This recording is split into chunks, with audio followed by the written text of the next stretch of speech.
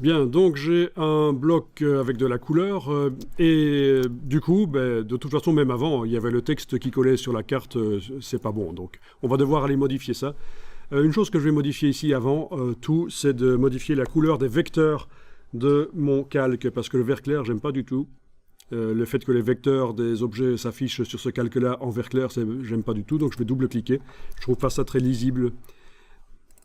Je double-clique sur le calque et on va aller changer et prendre une couleur qui n'est pas du rouge ou du bleu, puisque c'est déjà utilisé dans la palette des calques.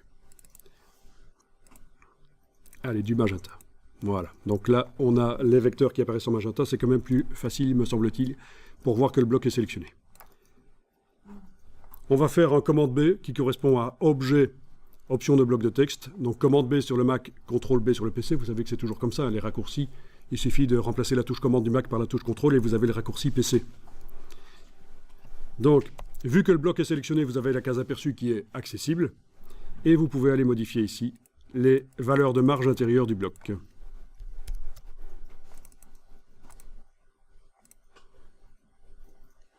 OK. Alors des blocs, on va en avoir plusieurs dans le document, puisqu'il y a plusieurs boutons qui vont être créés pour différentes parties de la carte. Donc ce serait intéressant de pouvoir d'un coup modifier l'aspect de tous ces blocs. Et pour ça, vous avez les styles d'objets.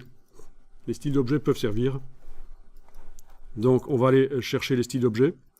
Menu, fenêtre, style, style d'objet. Donc il y a des styles pour les paragraphes, il y a des styles pour les caractères. Vous voyez la différence entre les paragraphes et les caractères? Parce que c'est pas toujours évident. Les paragraphes, c'est tout un paragraphe. Les caractères, c'est pour modifier, pour donner un style à certains mots d'un paragraphe. Je le précise parce qu'il y en a certains qui utilisent des styles de caractères comme si c'était des styles de paragraphes pour modifier tout un paragraphe. Mais non, c'est pour modifier certains mots dans un paragraphe, les styles de caractères. Ça passe outre, ça s'applique sur un style de paragraphe, si on veut. Ça passe outre. Je peux avoir un mot en italique dans un paragraphe, si je veux, ou un mot en gras, ou en rouge, etc. Grâce au style de caractère. Donc il y a des styles de caractère, il y a des styles de paragraphe.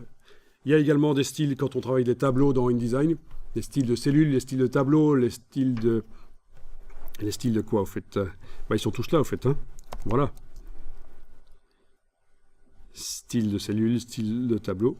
Bon, on est dans un style d'objet. Vous avez votre bloc qui est sélectionné, votre bloc texte. Vous cliquez sur le bloc de feuille où vous demandez nouveau style d'objet. Oui, si vous cliquez sur le bloc de feuille et que vous voulez voir apparaître cette boîte, c'est Alt-clic.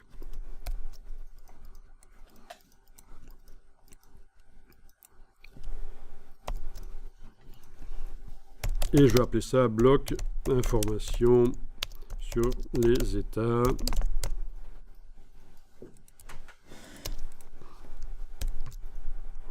Et en fait, il intègre sa description, notamment le fond.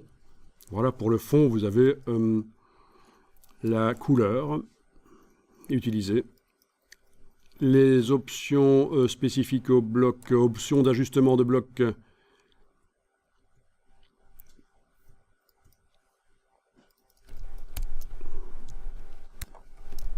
C'était pas ça, c'était option générale de bloc de texte, voilà. Option générale de bloc de texte, vous avez ici les marges intérieures. La transparence aussi, mais il n'y en a pas ici, en fait.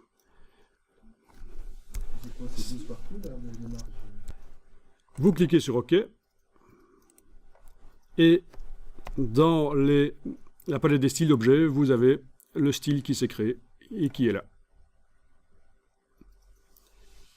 Vous pouvez appliquer le style au bloc, parce qu'en fait, chez moi, en tout cas, le bloc a servi à créer le style, mais ne l'utilisez pas.